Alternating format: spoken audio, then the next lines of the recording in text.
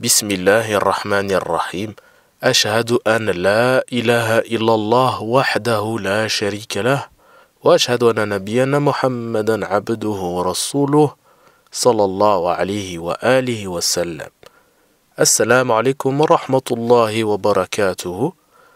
On se retrouve pour la troisième partie consacrée à l'étudiant Metmati Ma'amar. Et on va traiter cette fameuse question du chiisme. Donc sa relation avec les chiites.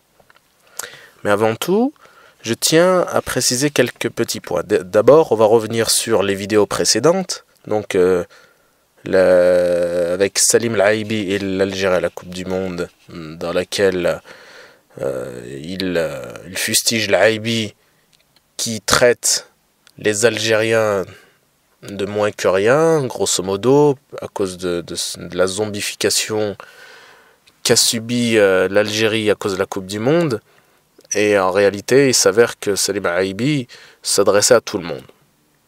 Voilà, c'était un message général. Mais Metmati, lui, n'a entendu que c'est que pour les Algériens. Enfin bref. Puis ensuite, le quick halal. Voilà, on y mange une fois de temps en temps, alors que c'est pas halal selon ses propres dires. Bon, curieux.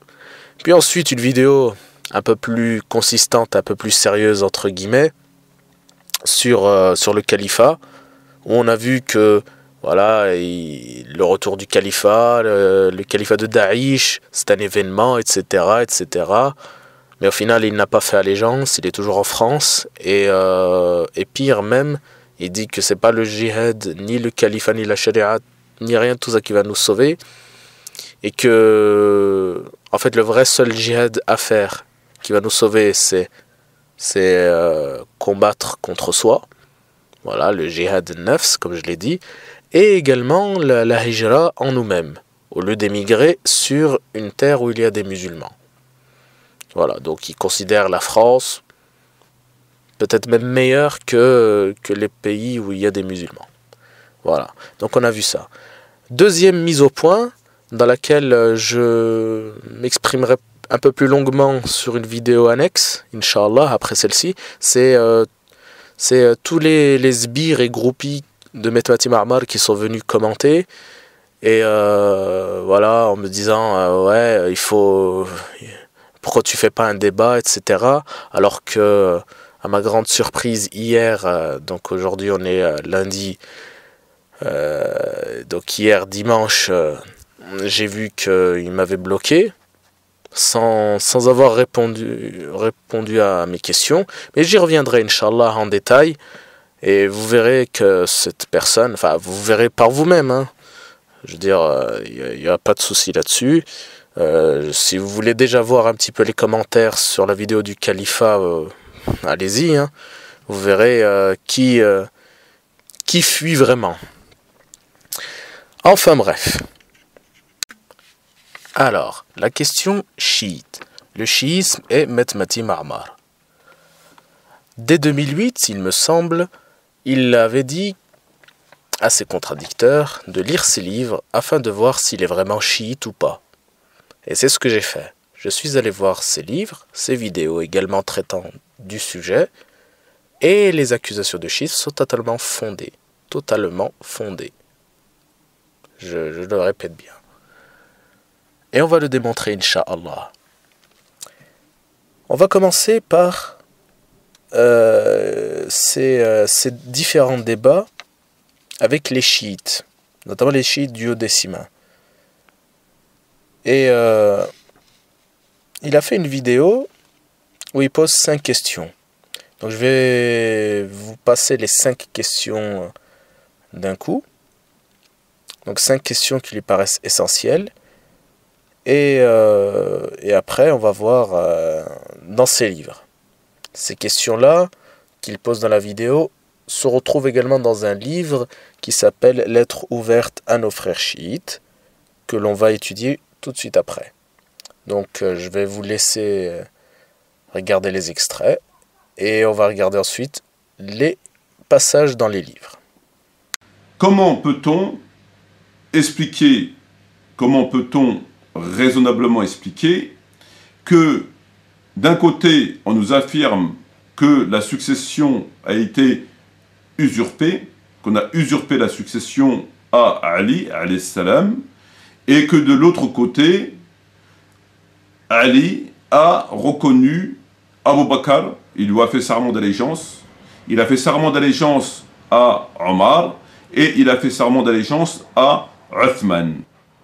À un moment donné, dans l'histoire, durant ces 23 années environ de sa mission prophétique, et jusqu'à la mort de Ali, alayhi salam, jusqu'à la mort de Ali, est-ce que les chiites peuvent nous avancer des textes dans lesquels ou lequel cette attestation de foi a été validée, a été faite ou par le prophète, ou par Abu Bakr, ou par Omar, ou à l'époque d'Abu Bakr, ou à l'époque d'Omar, ou à l'époque d'Othman, ou surtout à l'époque de Ali, Hassan ou Hussein alayhi salam. Le mariage de Omar ibn Khattab et de la fille de Ali.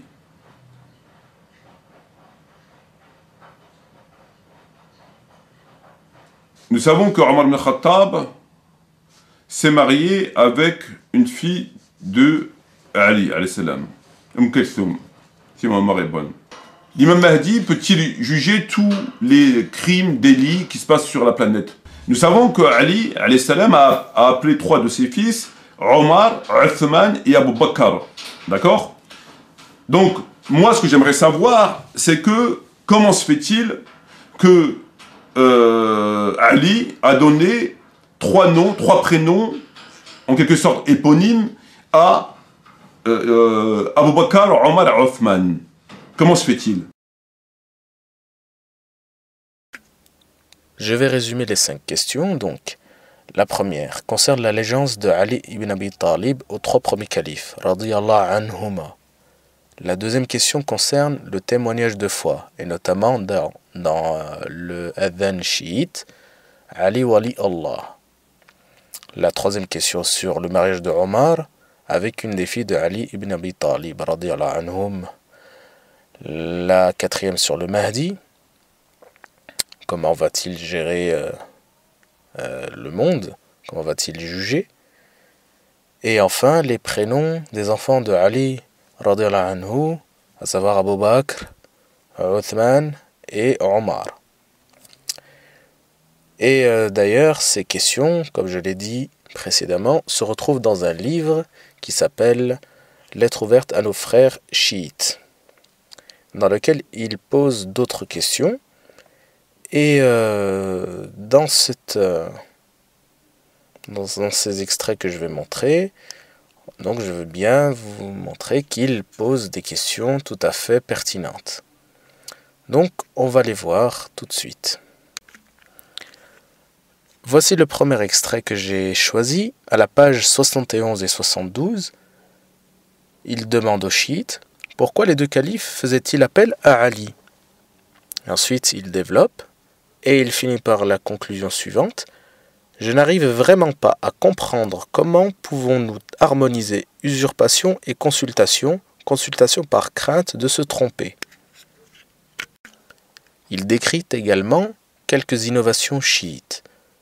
Ainsi, il dit « Tout autre est l'habitude des chiites qui non seulement honorent leurs morts, élèvent à leur sein les plus somptueux monuments, organisent des pèlerinages sur la tombe des imams et de leurs descendants, mais font de la mort et du martyr le centre de leur dévotion.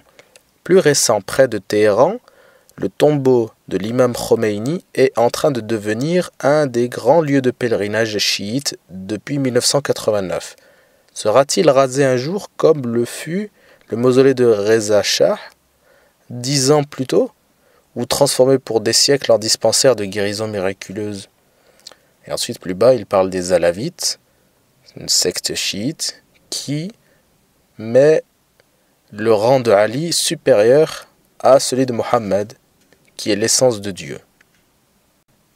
Et il conclut « Je tiens à dire que les chiites en matière d'innovation n'ont rien à envier aux sunnites. » À la page numéro 49, il dit « Les hadiths, contrairement aux versets coraniques, n'ont pas été préservés par Dieu. » Je résume les extraits qu'on vient de voir. Donc en premier lieu, il demande pourquoi est-ce que Ali a été le conseiller des califes? Si ce sont des gens qui ont usurpé le pouvoir, à Ali notamment, eh bien, il ne devrait pas faire appel à Ali, ce qui est tout à fait logique. Deuxième extrait, donc les innovations, donc dans lequel il liste pas mal d'innovations sur les morts notamment, donc un véritable culte aux morts, et également, enfin, le Coran qui est gardé, puisqu'en fait, c'est l'extrait que j'ai pris, donc si on prend l'intégralité de la question sur le Coran et les chiites, il dit qu'en fait, les chiites, en tout cas certains d'entre eux, pensent qu'il a été falsifié. Et Metmati dit qu'effectivement, il y a des forts soupçons sur certains chiites qui pensent que le Coran a été falsifié.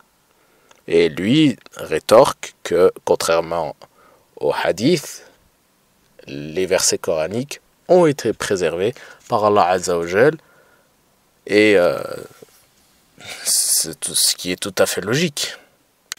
Si on ouvre le Coran al-Karim, sourate numéro 15, verset numéro 9, voici ce qui est dit. En vérité, c'est nous qui avons fait descendre le Coran et c'est nous qui en sommes gardiens. En allant regarder également sur les références chiites, on peut trouver ceci. Voici un livre qui est très important chez les chiites, Nahj al-Balagha.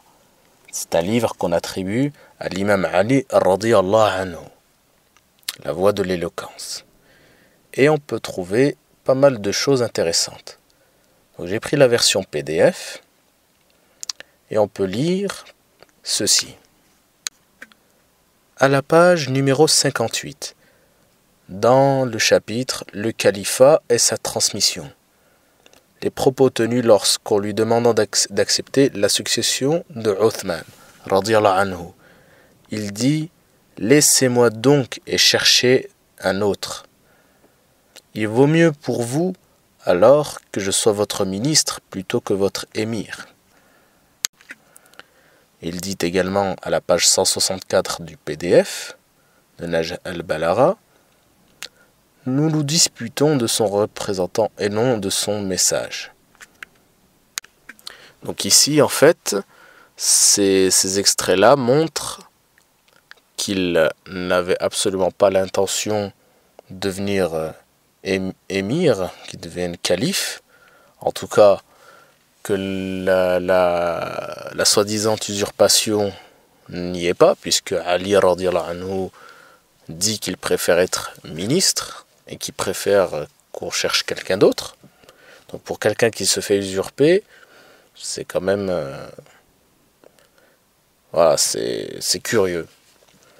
Et également le deuxième extrait, c'est par rapport aux juifs qui, après la mort du prophète sallallahu alayhi wa sallam, constataient des petites dissensions entre les musulmans, et eux disent voilà, vous disputez à peine votre prophète enterré. Et Ali radiyallahu anhu leur réplique que eux se sont disputés sur le message et non sur ils se sont disputés carrément sur le message, pardon.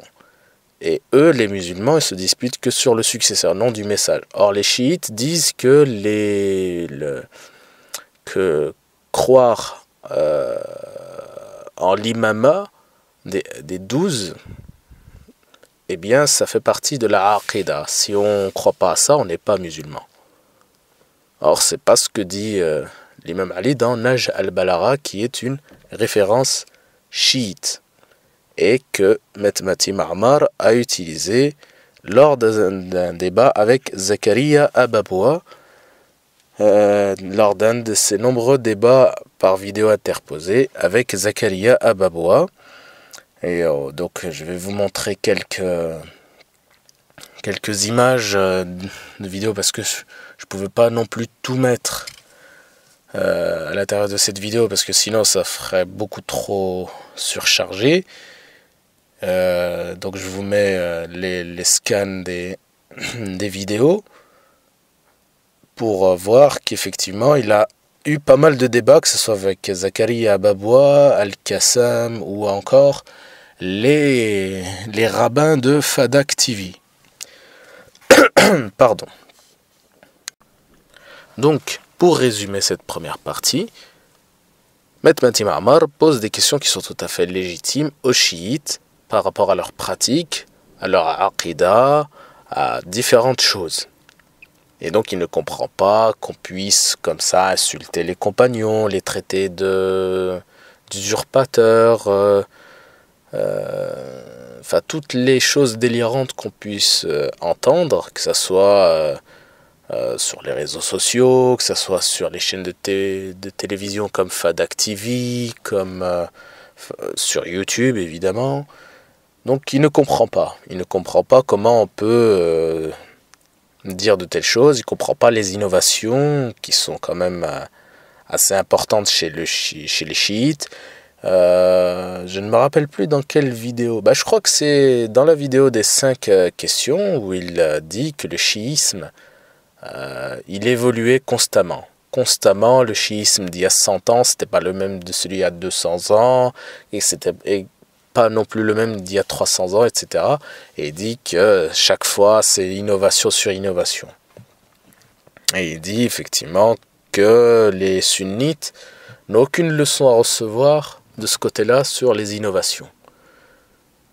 Donc voilà les propos de Maître Mati Ma'mar sur ces débats avec les chiites. Nous allons voir plus en détail sa position par rapport aux chiites. Donc on a vu, comme je l'ai dit précédemment, les différentes interrogations. Et là on va voir sur une vidéo qui s'intitule « Garde tes larmes pour les Ahl al-Bayt » dans laquelle il fustige les sunnites, ce qu'il appelle le néo-sunnisme. Et donc, je vais vous passer le premier extrait. Et le second, je vais les passer en même temps. Et on verra également dans ses livres ce qu'il dit. Alors te voilà jetant au prochain au vautour. Le bas peuple a besoin d'assouvir son âme bestiale. Au nom de quelle loi, au nom de quelle morale peut-on ainsi se comporter? Sûrement pas celle de l'islam, sûrement pas celle du prophète, mais bien celle des hommes incultes et violents, fous de rage et envieux. Pour ma part, je ne vois aucun diable, ni même de diablesse. Je ne vois que des démons qui sans cesse susurrent la haine et le sang. Des démons qui sans cesse jettent de l'huile sur le feu et se retournent dans leur HLM vivre au crochet du mécréant. Ce mécréant qui leur donne à manger et à boire. Ce mécréant qui les fait vivre. Ce mécréant qui leur apporte joie et sérénité dans leur cocon familial. Ce mécréant qui les soigne lorsqu'ils sont malades et souffrants. Qui les lave lorsqu'ils sont sales. Ce mécréant qui nourrit ces super moudjahidines de la République lorsqu'ils ont faim et soif.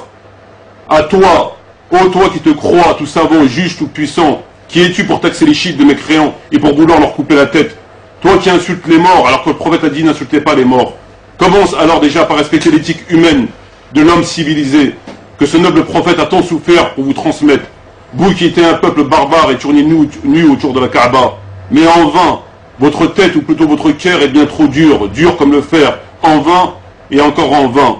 Qui es-tu pour ainsi venir et engendrer la haine? Qui es-tu pour ainsi contredire le prophète? Qui es-tu pour ainsi inciter les musulmans à s'entretuer au lieu de les appeler à essayer de se comprendre, de résoudre leurs problèmes avec un minimum de conséquences néfastes? Le sang ne peut réjouir qu'un barbare ou un mercenaire. Tu appelles les musulmans à s'entretuer, mon frère, c'est très grave. Et ne me dis pas qu'ils ne sont pas musulmans, car aucun juge n'a établi et accepté par le consensus des savants. Si eux ne sont pas musulmans, penses-tu que toi tu l'es, mon frère? Regarde, mon frère, tu es à l'opposé de l'islam. J'oublie, les chiites ne sont pas musulmans, les chiites insultent les compagnons, les chiites prient sur les tombes, les chiites font le mariage temporaire, ils ne sont pas musulmans, ce sont des mouchriks, puants, des sales chiens de l'enfer, Khomeini et le diable. Alors tu vas me dire que leur sang est licite et que tu ne fais que ton devoir de bon musulman en les insultant.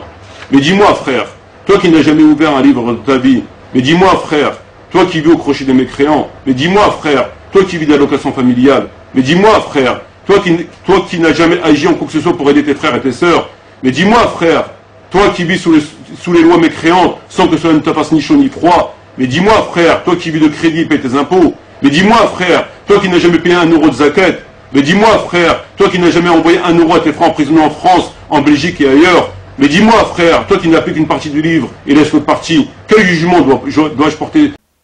Alors, je vais résumer les deux extraits qu'on a entendus. Donc, dans le premier extrait, il dit sur certains sunnites, qu'il appelle néo-sunnites, le néo-sunnisme, qui sont sanguinaires, ce sont des démons, qui vivent au crochet des mécréants, et qu'ils font tout pour engendrer la haine dans la Ummah.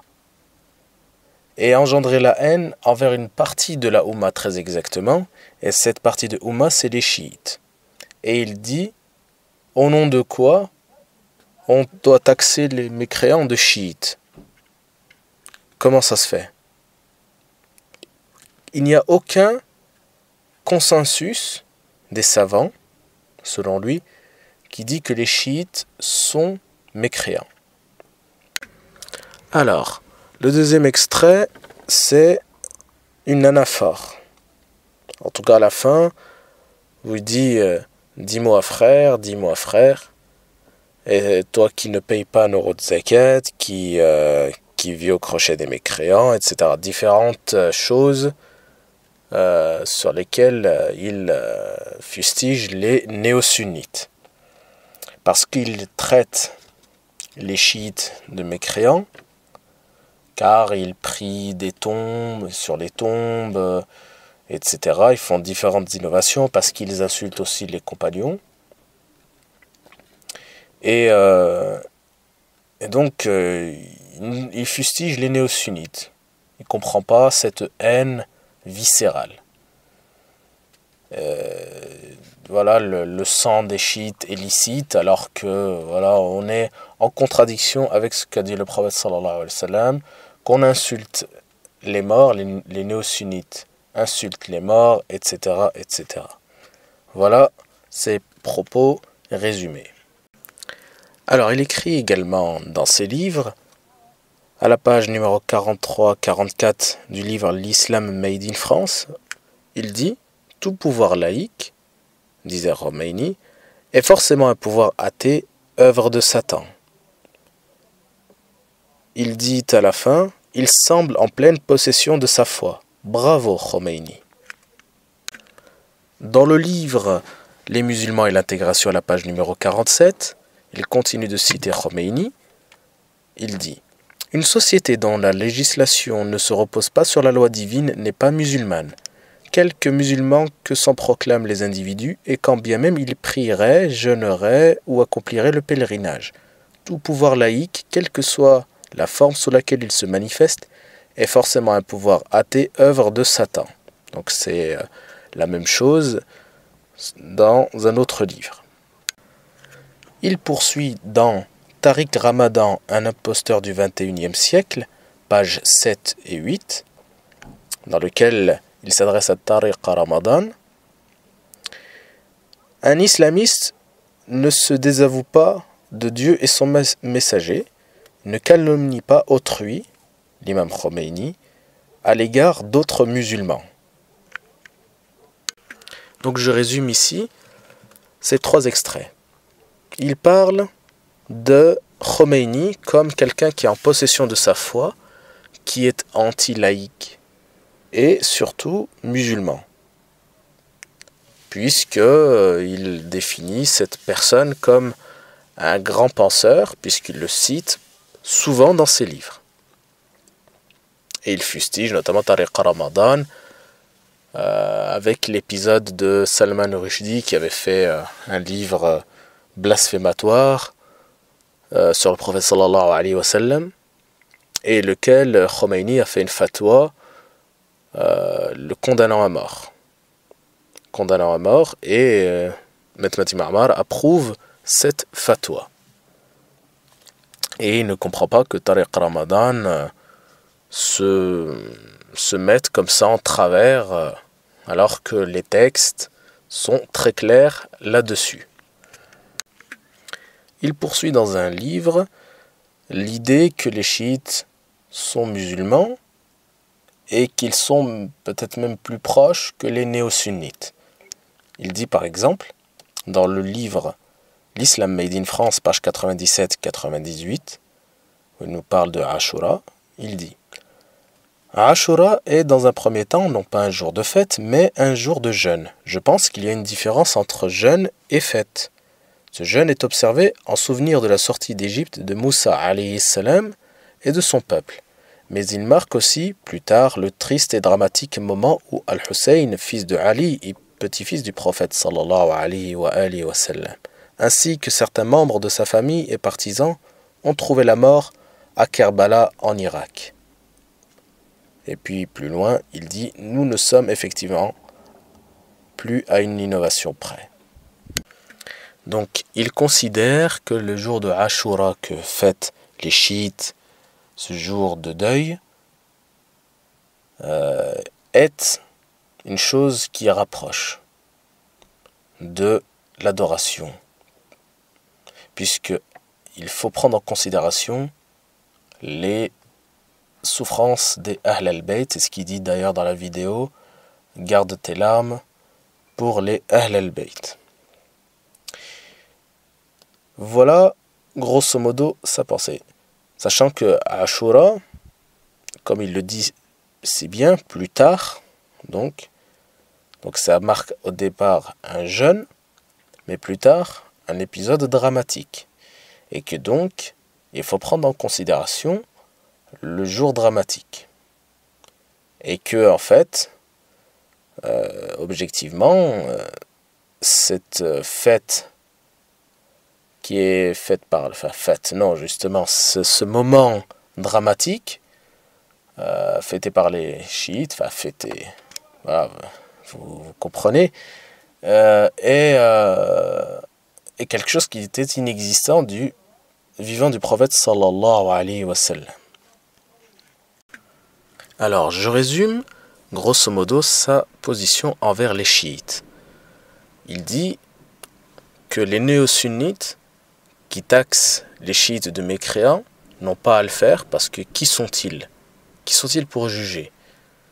Ils ne font qu'engendrer la haine, le sang, et que cela les réjouit, comme des animaux sauvages.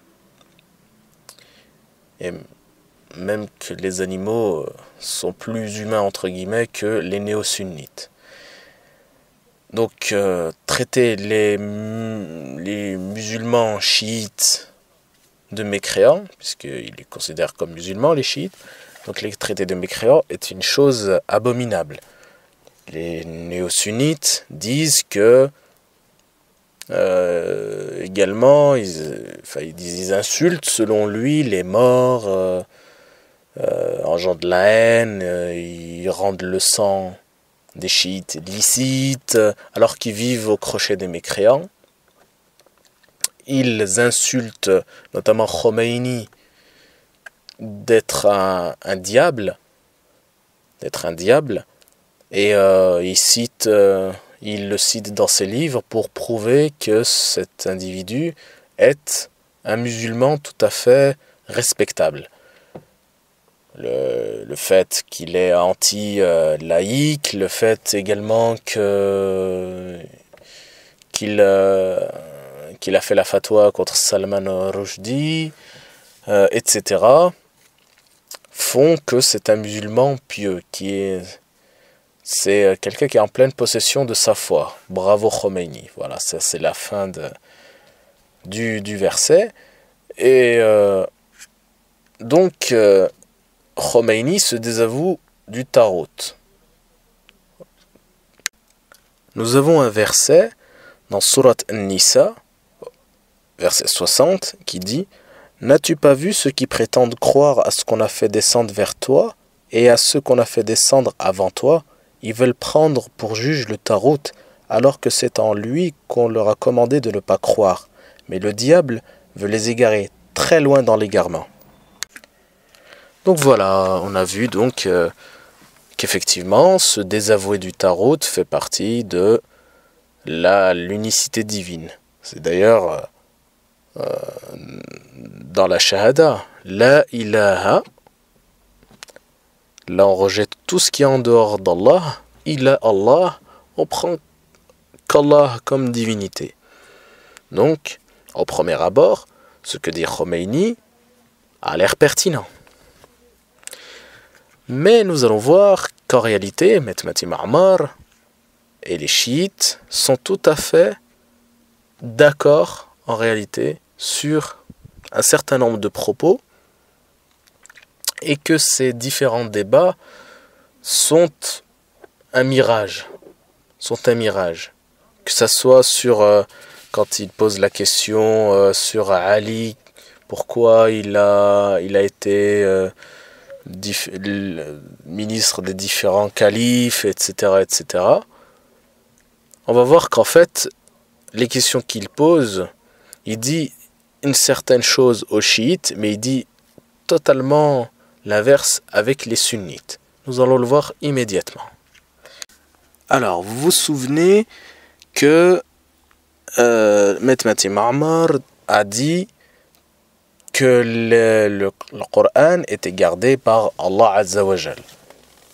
C'était une réponse à une certaine aqidah chiite qui pense que le Coran n'a pas été préservé. Donc je remets l'extrait en question, lettre ouverte à nos frères chiites, page 49, le hadith, contrairement au verset coranique, n'a pas été préservé par Allah Azza wa Jal. Il a fait une vidéo qui s'appelle « Les versets absents » sur Dailymotion. Et là, on voit un tout autre visage. On voit un tout autre visage de Mehmet Ma'mar. Donc je vais vous passer les extraits. Donc 2 extraits sur cette vidéo. Et donc je vais les passer à la suite puisqu'ils sont assez courts. Et on va analyser avec ces livres également comme pour ce que j'ai fait précédemment. Très bien, mais lorsque tu dis ça, ça me heurte parce que ne dit-on pas dans le Coran que c'est Dieu qui a pris qui prend la protection du Coran? Mais ça n'a rien à voir. La protection du Coran, qu'est-ce qu'elle a à voir? Est-ce que c'est une atteinte à la protection du Coran? À partir du moment où il manque des versets, où il manquerait des versets. Tu leur dis, le verset n'est pas dans le Coran, ils te disent, oui c'est normal, il était abrogé dans la lecture. Mais qu'il ait été abrogé dans la lecture ou pas, c'est pas le sujet. Qu'il soit abrogé ou pas, il est où ce verset? Est-ce qu'il est dans le Coran? Est-ce que toi tu as trouvé ce verset dans le Coran? Non. Tu l'as pas trouvé? Est-ce que toi tu as trouvé le verset dans le Coran? Non. Il est pas dans le Coran, donc s'il n'est pas dans le Coran, est-ce que tu peux affirmer que le Coran est complet? Parce que ce verset n'est pas dedans. Complet, ça veut dire quoi? C'est-à-dire que l'ensemble des versets y figure. Ça veut dire que dans ce livre-là, il y a l'intégralité des révélations. Or, vraisemblablement, le verset sur la lapidation n'est pas dedans. Si verset, il y a. Donc, le Coran n'est pas complet dans la mesure où il manque ce verset, il n'est pas dedans. Après qu'il a été abrogé dans la lecture, ou parce que c'est Dieu qui l'a voulu, ou parce que je ne sais pas quoi, c'est pas la question. Alors, dans le premier extrait, il y a un intervenant, son collaborateur, si on peut dire, qui est choqué par les propos que tient Mehmet Ma'mar, qui remet en cause, en fait, clairement, le Coran, en tout cas, son intégrité. Parce qu'il y a des versets manquants. Voilà, le verset sur la lapidation et aussi d'autres versets sur l'allaitement, etc. Tout ça, effectivement, ça se retrouve dans les différents sahih. Comprend pas. Donc, je reviens sur la personne qui ne comprend pas ces propos-là. Il dit, mais le Coran, est-ce qu'il est préservé par Allah? Je vous rappelle le verset cité de la sourate numéro 15, verset 9, hein, c'est nous qui en sommes gardiens du Coran. Très bien. En faisant un petit parallèle avec avec ce sujet, il avait fait une vidéo. Donc je vais vous mettre juste le scan pour pas trop surcharger la vidéo comme je l'ai dit. Sur la compilation du Coran, il avait débattu, je crois, avec un coraniste, dans lequel il traitait justement de ce verset-là, 12 en somme gardien. Et Mehmet Ma'mar, je vais mettre la copie de de l'écran de la vidéo qui a été réalisée par les frères de Metmati Ma'mar Santakia, donc qui reprennent en fait, donc je vous invite à regarder cette vidéo pour comprendre, et même à regarder à écouter le débat entre le coraniste et lui, au sujet de la compilation du Coran. Et donc les frères de Metmati Ma'mar Santakia apportent des éléments accablants. Parce que dans la vidéo où il débat avec le coraniste, il prend Ibn Kathir, et il dit, voilà, il y a Ibn Kathir qui dit sur ce verset-là que nous en sommes gardiens renvoie en fait au prophète et non pas au Coran. Et on se rend compte qu'en fait qu'il a tronqué le passage en question, et qu'en fait Ibn Kathir dit qu'en fait c'est un avis minoritaire qui pense que le en revient au prophète, mais que l'avis juste est le Coran. C'est l'avis le plus juste. Mais ça, il ne le cite pas. Pourtant, on a bien vu dans son livre qu'il a dit que le Coran était gardé par Allah. Donc il y a déjà quelque chose qui tourne pas rond. Ensuite, il dit, c'est quoi le rapport entre la protection du Coran et le fait qu'il y ait des versets absents? Qu'est-ce que c'est que cette question? Mais bien sûr que c'est un rapport. Je veux dire, si on met en exergue qu'il manque des versets, c'est que le Coran n'a pas été protégé par Allah. Donc soit il y a des versets qui sont faux, soit ce que dit Metmati est faux. C'est ou l'un ou l'autre. Il n'y a pas les deux. Bien sûr que c'est une atteinte à la protection du Coran que de dire, que d'affirmer qu'il y a des versets manquants. Ça veut dire que la révélation n'a pas été faite. Et dans la vidéo, ça aussi je ne l'ai pas mis, je vous invite à regarder l'intégralité de la vidéo. Il dit, parce que la personne qui l'interroge, qui est choquée, demande, mais Allah, il laisse que ce qu'il veut finalement dans son livre. Il met ce qu'il veut dans sa révélation. Et lui, il dit, mais ça c'est de la philosophie, ça. Alors qu'il y a des versets très clairs. Par exemple, on sait que Allah Azza wa Jal abroge des versets.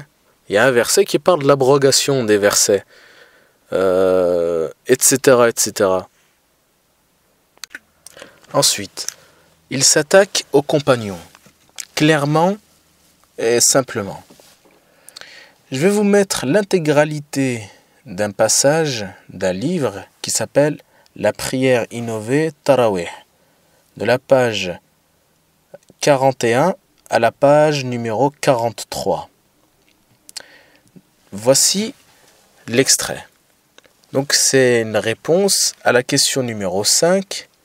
Si les Tarawih étaient une innovation blâmable, pourquoi alors personne parmi les compagnons ou savants n'a rien dit?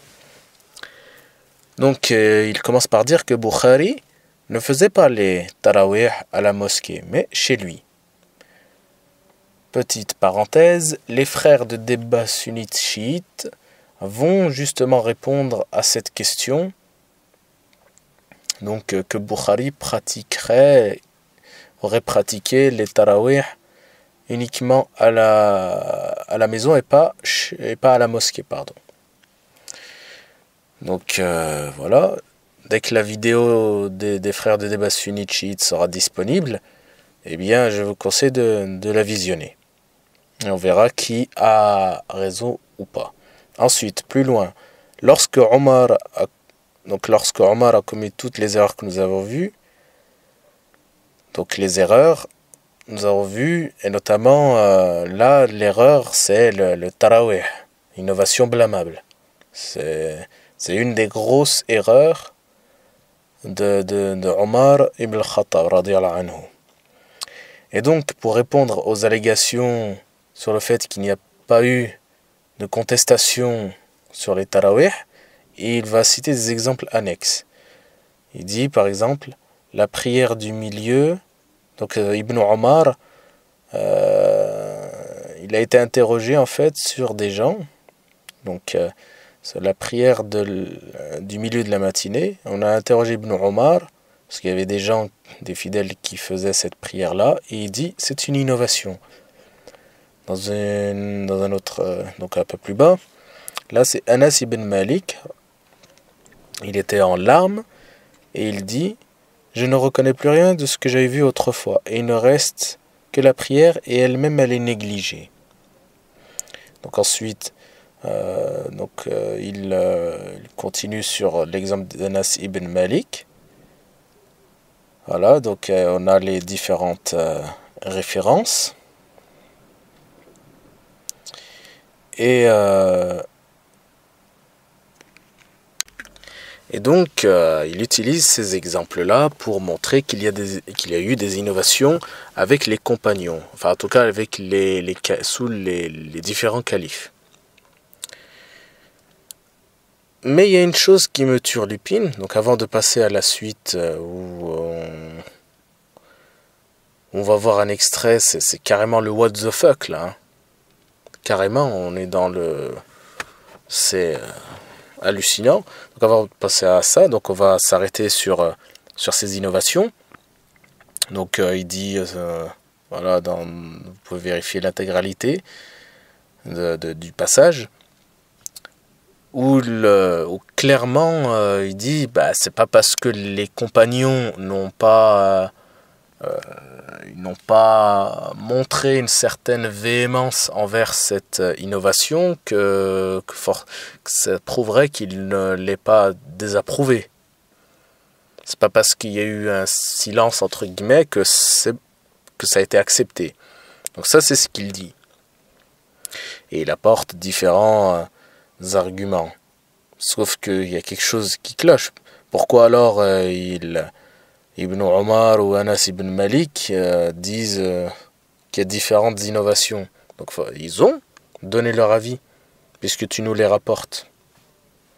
Mais sur le tarawih, rien. C'est curieux, parce que tu essaies de justifier cela, mais à aucun moment ça parle des tarawih. Après tu justifies... oui, mais c'est pas parce qu'ils en ont pas parlé que ça a été accepté. Très bien. Dans ce cas-là, pourquoi Ali, quand il était devenu calife, il l'a pas supprimé? C'était un calife. Normalement, si c'était quelque chose d'aussi grave, de blâmable, comme tu dis. D'ailleurs, Allah Azza wa Jal, il dit que vous êtes la meilleure communauté qui ordonne le bien et qui interdit le blâmable. Tu mets dans la catégorie du blâmable les tarawih. Normalement, un calife pieux, il doit interdire tout ce qui est blâmable. Même les chiites qui essayent de justifier la position de Ali disent qu'il était sous taqiyya ou je sais pas trop quelle excuse bidon. Là, on a rien. Il n'y a aucune trace une quelconque interdiction de Ali sur les tarawih. Aucune. Donc ça veut dire que s'il ne les a pas interdits, il les a approuvés. Il n'y a aucune trace d'interdiction. Je te défie de trouver un quelconque texte. La preuve, c'est que tu n'en as même pas parlé. Tu n'en as même pas parlé. Donc Ali, radiyallahu anhu, est-ce qu'il est un innovateur lui aussi? Puisque on n'a pas d'interdiction. D'ailleurs, t'es sur un post Facebook, voilà ce que tu dis. Hein. Il me semble évident que si Ali, sur lui la paix, avait été élu à la place de Othman, la guerre civile n'aurait probablement pas eu lieu, et si Ali avait été élu à la place de Omar, les tarawih, entre autres, n'auraient jamais existé. Donc, Ali, tu affirmes qu'il n'aurait jamais mis en place les tarawih. Or, il a eu le pouvoir, comme j'ai dit. mais aucune trace d'interdiction. Comment tu nous expliques ça? Est-ce que Ali est un innovateur? Voilà. Là, je vais garder ce que j'ai dit par rapport au Tarawih à la fin. Parce que ça, c'est comme j'ai dit, c'est énorme. Énorme. Alors, on a vu dans les différentes allégations des chiites sur l'usurpation, etc., il disait qu'il ne comprenait pas qu'on puisse comme ça dire que les compagnons c'était des usurpateurs, c'était des assassins, des apostats, etc., etc. Or, quand on étudie ces livres plus en détail, eh bien, il est tout à fait d'accord avec cette position. Avec les chiites, il dit ça, mais dans d'autres livres, il dit exactement le contraire. Voici la preuve. L'ignorance des savants, page 50. Voici ce qu'il dit. Du jour du jeudi à l'histoire de la maison, en passant par le vestibule le jour de Saqifa où Omar s'empressa de faire allégeance à Abu Bakr, il y a quelque chose qui ne tourne pas rond. Qui pourra à présent nous faire croire que rien ne s'est passé et que ce ne sont que les chiites et les égarés qui mentent au sujet de ce qu'on a pu lire ici? Il dit également dans un autre livre, Tariq Ramadan, un imposteur du XXIe siècle, page 33, « Je ne vois pas au nom de quoi il précéda Ali au pouvoir. Nous sommes en droit de demander sur quels critères Abu Bakr désigna Omar. » Il accuse également les compagnons d'avoir maltraité les Ahl al-Bayt. Si on regarde l'ignorance des savants, page numéro 50, il rapporte ces propos, notamment de Fatima Zahra, qui dit « Par Dieu, sortez où je découvre ma chevelure ». Ibn Hamid nous a rapporté que, selon Jalil, selon Muhrira, selon Zaïd ibn Kalib, qui a dit « Omar ibn Khattab est venu à la maison de Ali, où il y avait Talat, Zubayr et d'autres hommes parmi les immigrés, et Omar dit « Je jure par Dieu, ou vous sortez de la maison et faites allégeance, ou on brûle la maison et vous avec. » Ali et Zubayr sortirent l'épée à la main. Et il dit plus bas, Ibn Abi Shiba. Bon, bref. Balaruzi, Ya'qubi, Tabari sont-ils des égarés, des chiites ou des savants pieux, sunnites et intègres? Donc il nous relate des histoires qu'il y aurait eu entre les compagnons et les Ahl al-Bayt. Donc déjà en premier lieu, l'histoire du jour du jeudi, le fait que Omar serait rentré dans la maison d'Ali pour la brûler, etc. Plein de choses rapportées. Et on va voir par qui. Mais des choses rapportées et qu'il utilise comme preuve que les chiites, qui surtout eux les utilisent pour discriminer les compagnons. Il y a un truc qui me semble un peu bizarre. Parce que, comme je l'ai dit, avec les chiites, dans le livre Lettre ouverte à nos frères chiites, il ne comprend pas la position chiite sur l'usurpation, sur les insultes envers les compagnons, etc. Mais là, il reprend exactement l'argumentaire chiite. C'est la même. Donc là, je comprends pas. En plus, il dit, donc, Ibn Abi Shayba, Ya'qubi, Tabari, etc. Est-ce qu'ils sont des égarés ou des chiites? Ou alors des savants sunnites pieux et intègres? Par rapport à Tabari, rahimahullah, je vais mettre un scan de la vidéo du groupe Metmati Ma'mar Santaqiya qui montre le début du livre de Tabari qui en fait rapporte des faits, des paroles et qu'il a entendu, mais qui sont, pour ainsi dire, il y en a certaines qui sont fausses, mais il les a rapportées telles qu'il les a entendues.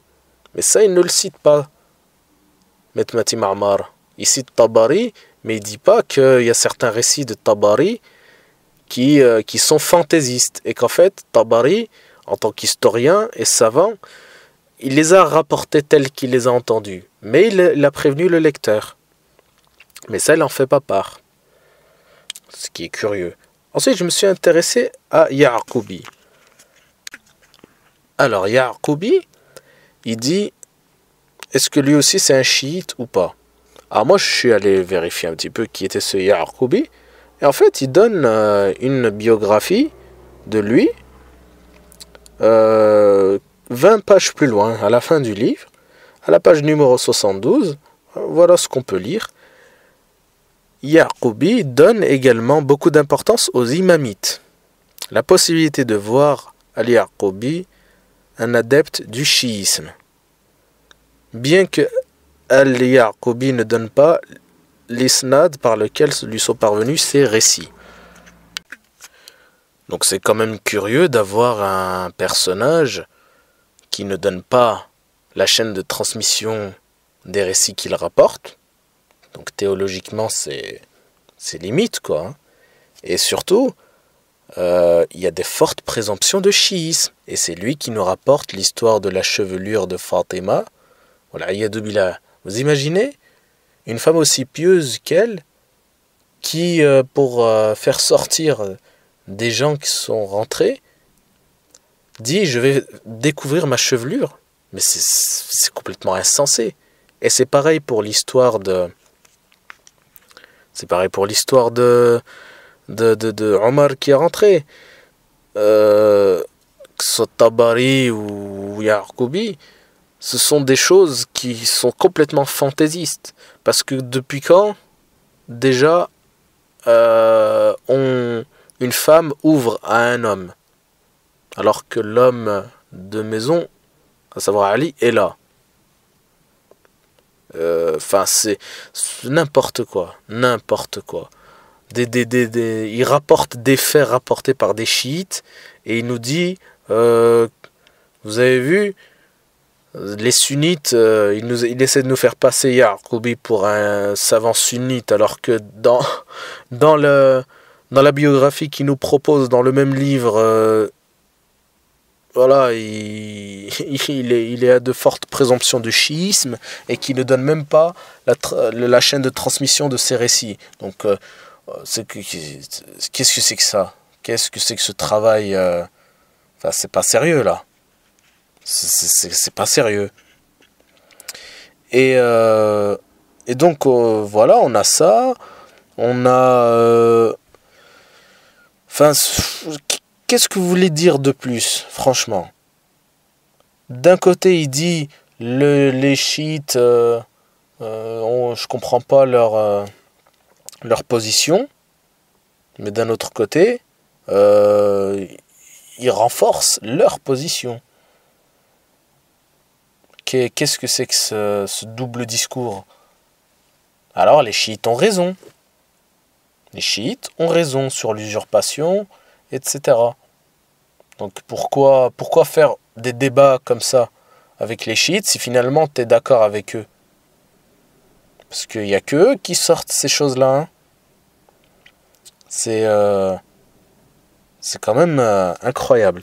Mais bon, donc on a là quelque chose, une méthodologie bizarre. Donc Ya'qoubi qui est apparemment considéré par les savants comme un chiite. Hein. Je vous conseille d'aller voir la chaîne Metmati Ma'mar Santakhia qui parle de ce sujet. C'est par rapport à l'agression de Omar sur Fatima Zahra. Enfin bon, ça c'est des histoires à dormir debout. Hein. C'est clairement des faux récits. Et il essaie de nous faire croire que c'est vrai. Alors citant, voilà, toujours en mettant des références pour montrer que c'est vrai, alors que quand on fouille, c'est totalement fantaisiste. Enfin, on va passer à la suite. Alors, je reviens sur les tarawih. Et là, on va... Là, c'est... Là, au niveau stupidité, connerie, là, c'est énorme. C'est juste énorme. Voici l'extrait en question. La prière innovée tarawih, page 42. Donc, on revient sur la question... Pourquoi les savants et les compagnons, enfin surtout les compagnons, n'ont rien dit. Voilà ce qu'il dit. De plus, il faut savoir que Malik, Abu Yusuf et certains shafi'ites disent, je cite, « Ce qui est préférable est d'accomplir cette prière seule à la maison à cause de ce qui est mentionné dans les deux sahih et d'autres sources. » Musnad al-Imam Zayd. Donc, je relis bien. Hein. De plus, il faut savoir que Malik, Abu Yusuf et certains shafi'ites disent, je cite, « Ce qui est préférable est d'accomplir cette prière seule à la maison, à cause de ce qui est mentionné dans les deux sahih et d'autres sources. » Musnad al-Imam Zayd. Donc je veux bien que vous vous rendez compte de ce que dit Metmati là. Donc il dit, l'imam Malik, rahimahullah, ainsi que l'élève de Abu Hanifa, Abu Yusuf, rahimahullah, et d'autres shafi'ites. Donc il les cite, il dit que ces gens ont dit ceci, ce qui est préférable, voilà, de faire à la maison plutôt que à la mosquée. À cause de ce qui est mentionné dans les deux sahih, Bukhari et Muslim. Alors là j'applaudis. Là, j'applaudis. Parce que franchement, sortir une telle énormité, je sais même pas quoi dire. Quand j'ai lu ça, j'en revenais même pas. J'ai relu plusieurs fois. Je me suis dit, attends, est-ce qu'il parle bien de l'imam Malik? Il parle bien d'Abu Yusuf? Mais oui. Puisque juste en dessous, il met Malik ibn Anas, qu'on appelle parfois imam Malik, et Abu Yusuf, l'élève d'Abu Hanifa. Donc c'est quand même incroyable d'avoir de citer de telles choses. En fait, une des explications, c'est qu'il y a eu un voyage dans le temps alors. Il y a eu un voyage dans le temps. Parce que j'ai quand même du mal à comprendre comment l'imam Malik a pu lire le Bukhari ou Muslim. Parce que c'est...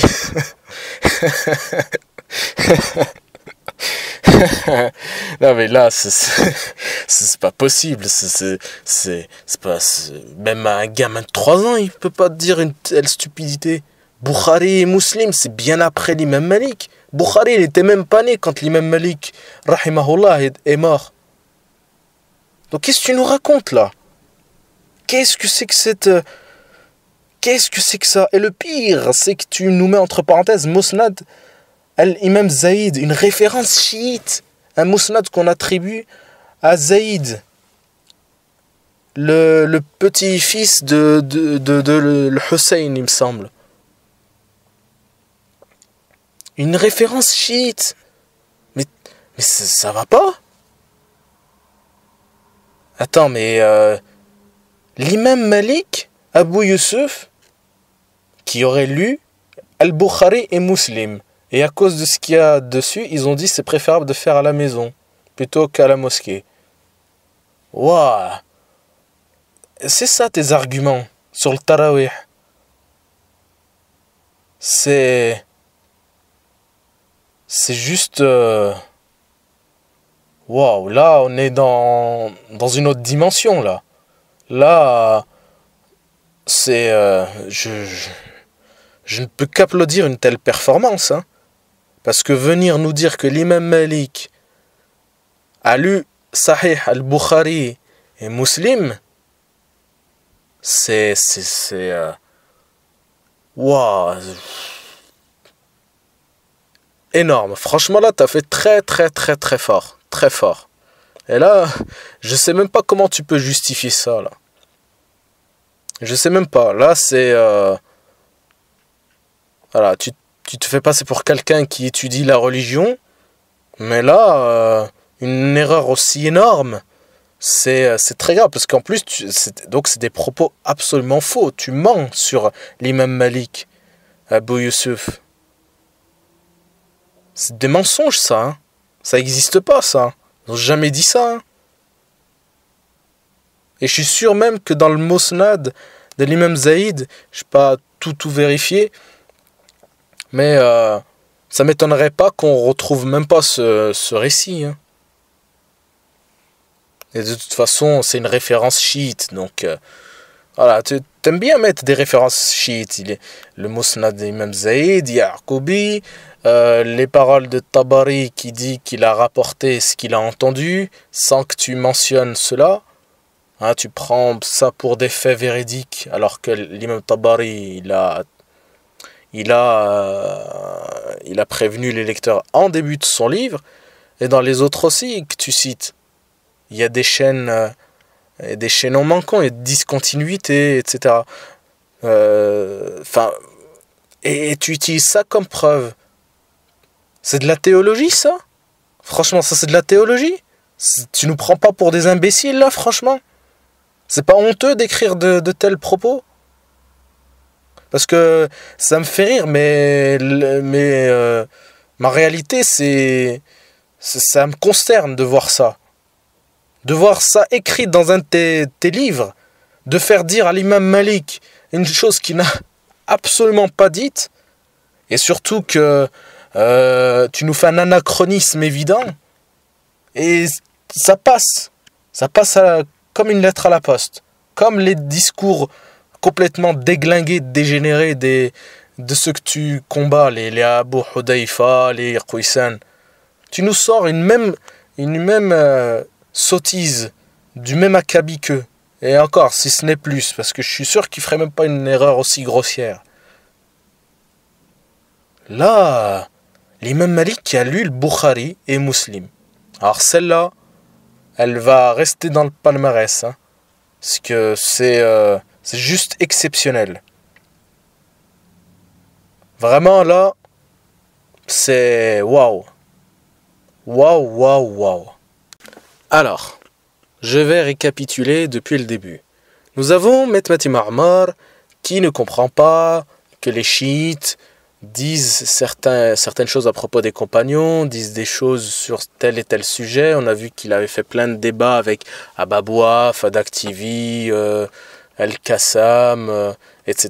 Il a écrit un livre, Lettre ouverte à nos frères chiites, pour demander des explications. Il a refait une vidéo, 5 questions aux chiites, etc. Très bien.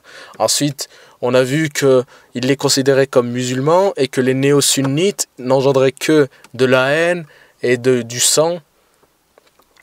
Et que voilà, insulter les morts, les néo-sunnites ils sont là à vivre au crochet des mécréants, etc. Des accusations quand même assez graves, comme ça, de généraliser. Tu généralises comme ça les gens qui sont complètement en opposition avec tes idéologies, ce qui est quand même... Ensuite, tu dis... parce qu'il y a quelque chose qui m'avait interpellé, c'est tu dis les néo-sunnites ils insultent les morts, le prophète sallallahu alayhi wa sallam il a dit qu'il fallait pas insulter les morts, etc. Mais d'un autre côté, dans la même vidéo, tu dis vous traitez les chiites de mécréants parce qu'ils insultent les compagnons. Et les compagnons ils sont pas morts? C'est pas insulter les morts, ça? Pourquoi est-ce que tu dis les néo-sunnites? Pourquoi que ce que tu appelles les néo-sunnites, tu leur tires à boulet rouge et les chiites rien? Eux aussi ils insultent les morts, hein. Et ils insultent pas n'importe quelle mort, hein. Ils insultent les compagnons, ce qui est pas rien. Eux ils ont le droit, eux tu leur dis rien. Eux c'est normal. Par contre quand c'est tes adversaires, là c'est contraire à ce qu'a dit le prophète sallallahu alayhi wa sallam. Qu'est-ce que c'est que ça? Donc il y en a ils ont le droit d'insulter, toi et les chiites, toi et les chiites vous pouvez calomnier les compagnons, vous pouvez dire telle et telle chose dessus. Mais quand nous, les néo-sunnites, comme tu nous appelles, quand on critique Khomeini la'natullah alayh ou des gens comme ça, là on engendre la haine là. Alors que ce sont des polythéistes confirmés. Là on insulte les morts. Par contre des gens qui ont été califes pieux, là non.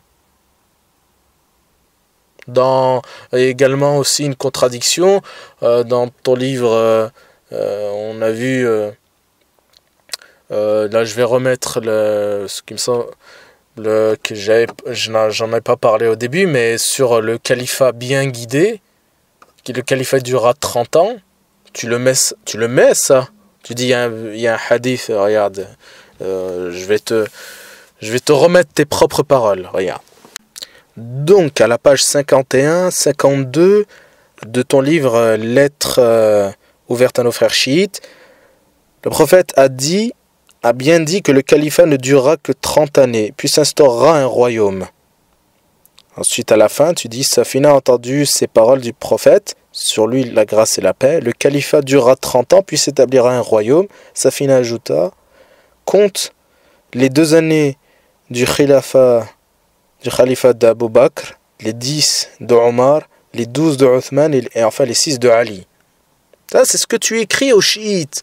Tu écris ça aux chiites. Et puis ensuite, tu viens, tu dis le califat de Uthman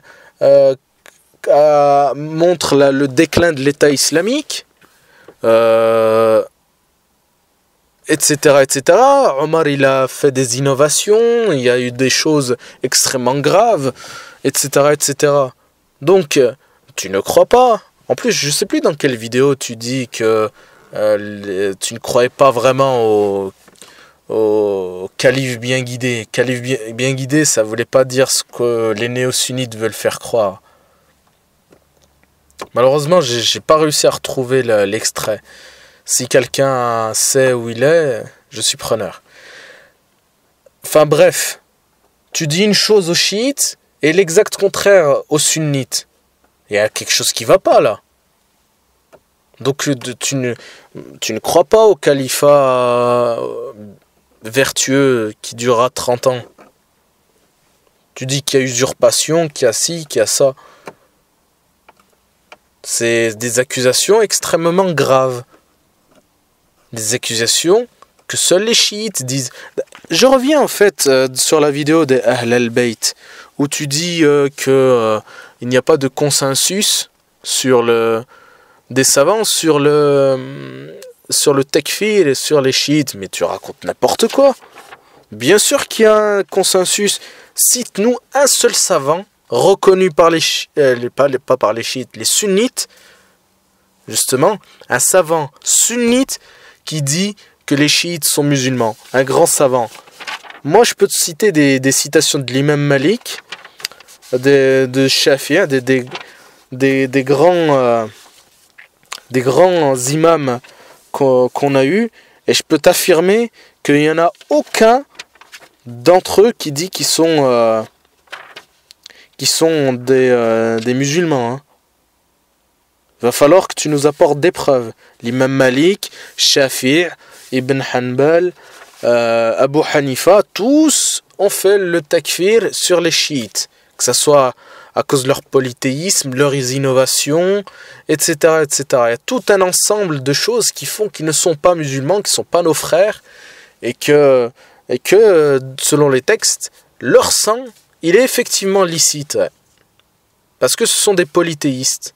Et je vais terminer là-dessus avec les différentes mécréances de Khomeini, de l'Iran, et différentes choses qui prouvent clairement la mécréance. Et toi, tu le sais qu'ils font tout ça. C'est ça le plus grave. C'est que tu es mourji avec les chiites, mais takfir avec les prédicateurs de la décadence. Il y a quelque chose qui tourne pas rond. On va le voir dans les prochaines... dans les extraits les extraits des images et autres trouvailles que j'ai faites sur les chiites. Voilà en vrac quelques des choses que font les chiites, tes frères, que ne font pas les musulmans. Donc, je vais vous donner et on va finir ainsi la vidéo, Inch'Allah. Bon, on va finir avec quelques exemples de la mécréance évidente des chiites et de l'Iran. On va commencer par le grand Manitou Khomeini, la'natullah alayh. Cet individu qui s'est permis de légaliser des choses qui sont totalement hardcore. Si par exemple nous ouvrons son livre Politique, philosophiques, sociaux et religieux. Principes politiques, philosophiques, sociaux et religieux de Khomeini.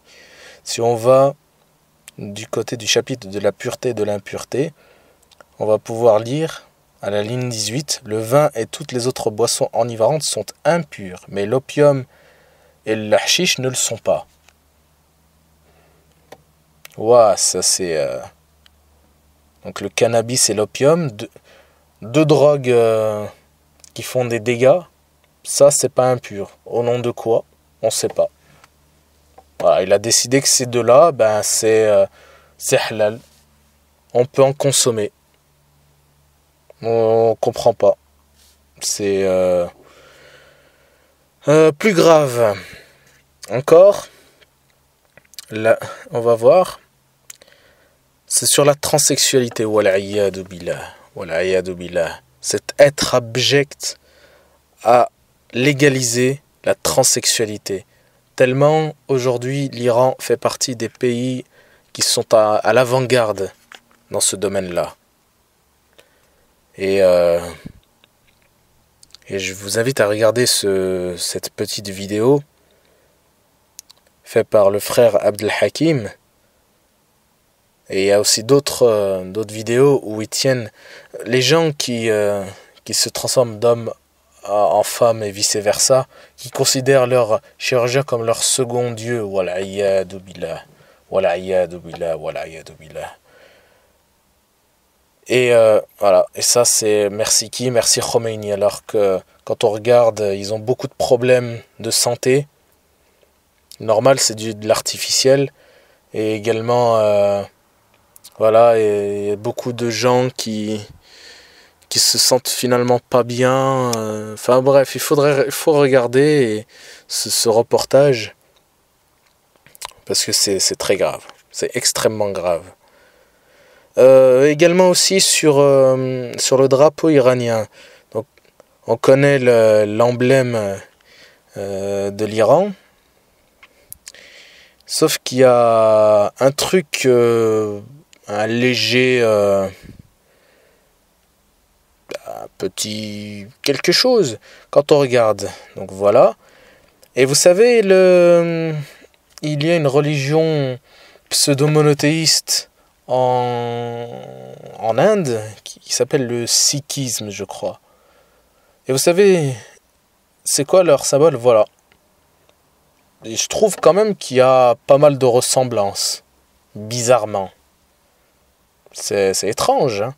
Si on veut aussi regarder le Parlement iranien, parce que quand on regarde par exemple les médias iraniens comme French Radio, je sais plus trop quoi là, qui sont adeptes du complotisme, évidemment qu'il y a des complots, mais le complotisme surtout quand il s'agit des musulmans. Moi j'ai envie de faire mon petit excès de complotisme quand je vois le Parlement iranien, sa forme, et aussi qu'il y avait l'étoile de David sur l'aéroport, ils l'ont enlevé par la suite, mais enfin bon, il y a des choses très curieuses avec cet individu nommé Khomeini, la'natullah alayh, et on va arriver à la chutzpah de Khomeini. Donc on a vu qu'il disait que le pouvoir laïque est un pouvoir athée satanique. Pourtant, l'Iran fait partie de l'ONU depuis 1945, c'est un membre fondateur, comme l'Arabie Saoudite, hein. Entre parenthèses, ça c'est pour les pseudo-salafis adeptes du roi impie sioniste. Mais ça, ce sera pour une autre vidéo, Inch'Allah. Bon, pour l'instant, on va s'occuper du cas iranien et chiite. Donc on a ça. Un pays qui fait partie de l'ONU, le plus grand tarout mondial, qui considère ses lois meilleures que celles d'Allah. Voilà. Ces lois sont les meilleures sur Terre. Et Khomeini, ça l'a pas tellement... Ouais, parce que depuis 1945, ils ont toujours été à l'ONU. Hein. Donc bon, le pouvoir laïque, tu n'étais pas vraiment désavoué dans les faits. Hein. C'est écrire dans les livres, c'est bien, mais les faits, c'est autre chose. Hein. Donc voilà, grosso modo sur Khomeini. Je parle même pas évidemment du polythéisme auquel il amène. Hein. Le Hussein, enfin ça, je veux dire, c'est du classique. Alors on va regarder aussi un grand Manitou, un grand égaré, un grand mécréant qui s'appelle Sistani,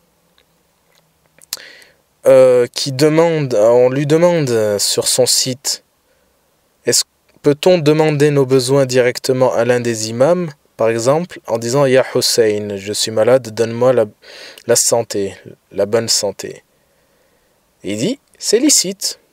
Voilà, pour lui, c'est normal. On peut demander à autre qu'Allah Azza wa Jal la guérison ou toute autre chose.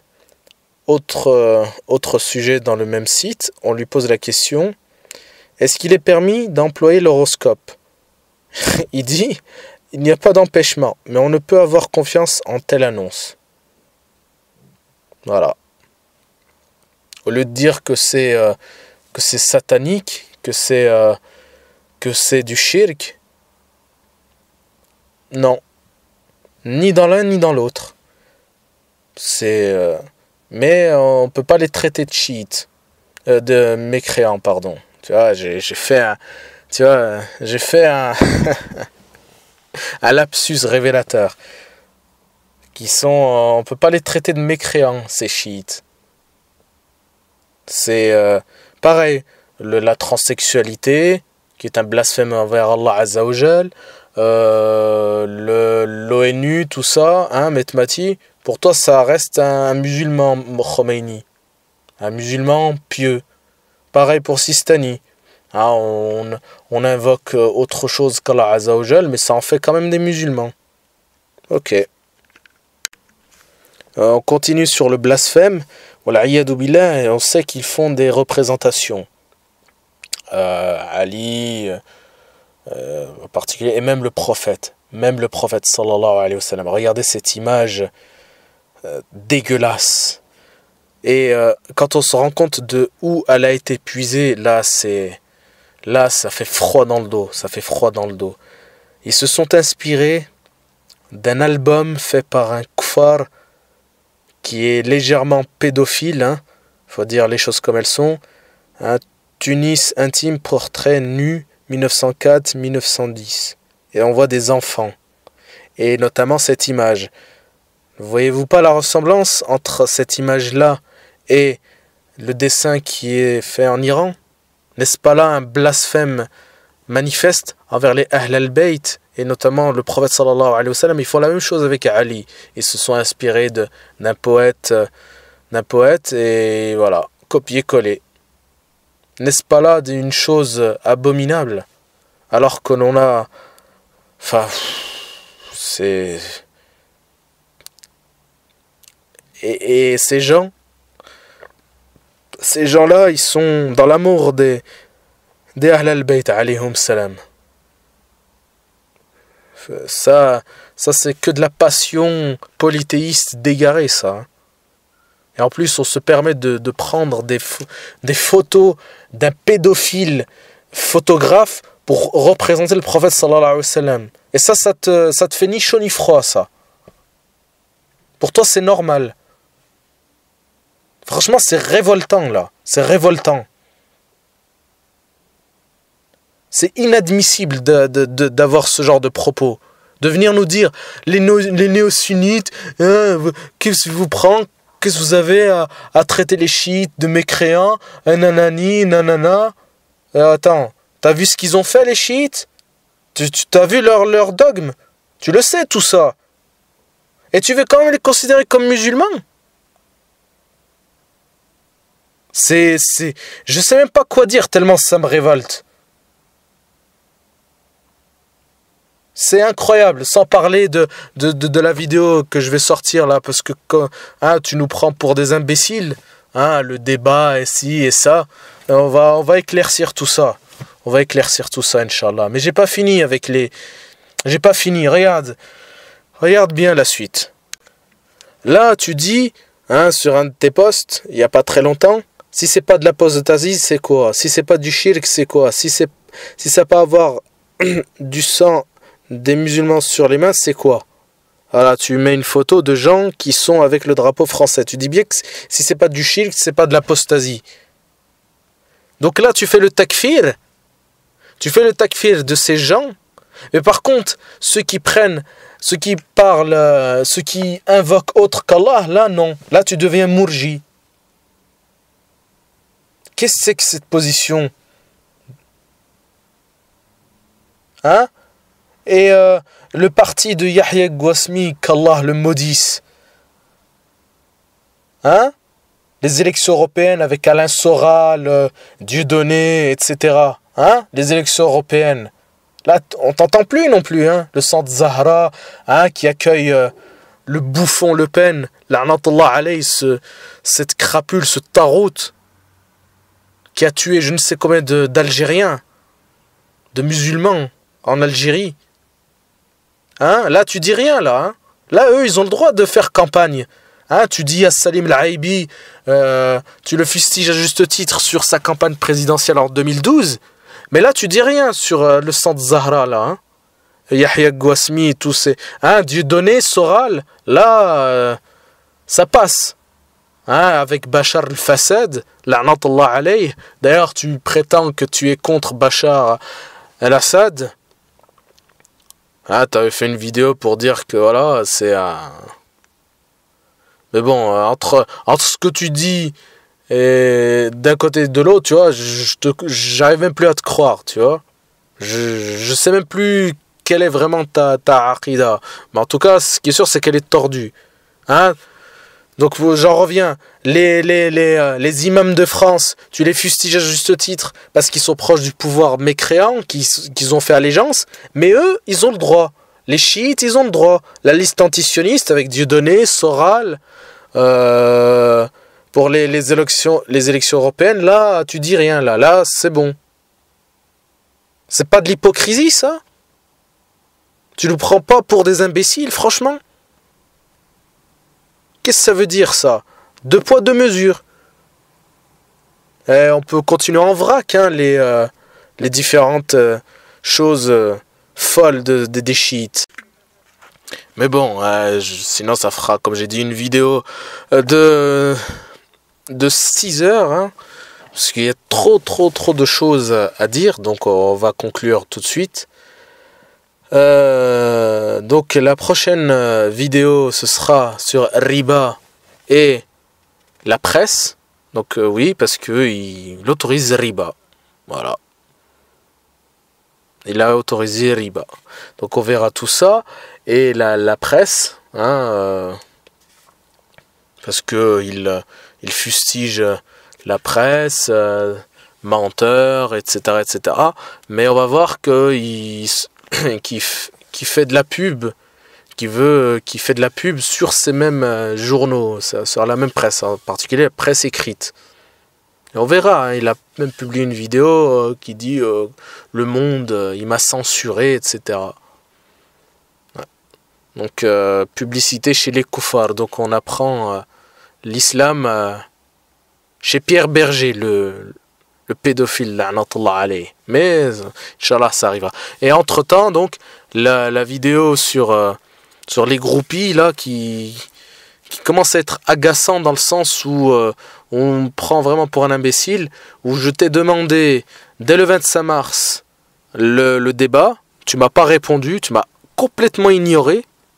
Et là, il y a quelques heures, j'ai vu que tu m'avais bloqué, toujours sans réponse. Et on m'a appris que donc sur ta page, tu dis que voilà, je fuis le débat, etc. Alors que tu as juste à cliquer. En 2 clics, tu peux me contacter. Hein. Or, au moment où je parle, tu m'as pas débloqué. Donc si tu veux débattre avec moi, donc tu réponds. Tu réponds à ce que je te dis. Déjà en premier. Ensuite, il y a cette partie chiite et la dernière partie qui arrive, Inch'Allah. Mais déjà, avec cette vidéo-là, il y a déjà matière à débattre. Donc, je te le dis, réponds-moi. C'est tout. Et j'ai pas besoin d'intermédiaire. Je te veux toi. Toi et uniquement toi. Donc tu réponds, tu me débloques, tu me réponds. Puis voilà. C'est aussi simple que ça. Tu vas pas commencer à faire ta petite loi. J'ai commencé. Vu que tu voulais que tu aimes bien les débats, je t'ai invité au débat dès le 25 mars. Je t'ai relancé le 27. Tu m'as pas répondu. Tu m'as bloqué il y a pas si longtemps. Il y a quelques heures, comme j'ai dit. Et après, tu viens demander le débat. Non, mais tu te prends pour qui, là? Enfin bref, on verra ça dans la vidéo, Inch'Allah. Donc on va se quitter ici. On se retrouvera donc pour la partie 4, la dernière partie, Inch'Allah. Assalamu alaikum wa rahmatullahi wa barakatuh. Si je me suis trompé, dites-le moi. Parce que je suis qu'un humain avec ses faiblesses. أشهد أن لا إله إلا الله وحده لا شريك له وأشهد أن نبينا محمدا عبده ورسوله صلى الله عليه وآله وسلم والسلام عليكم أجمعين.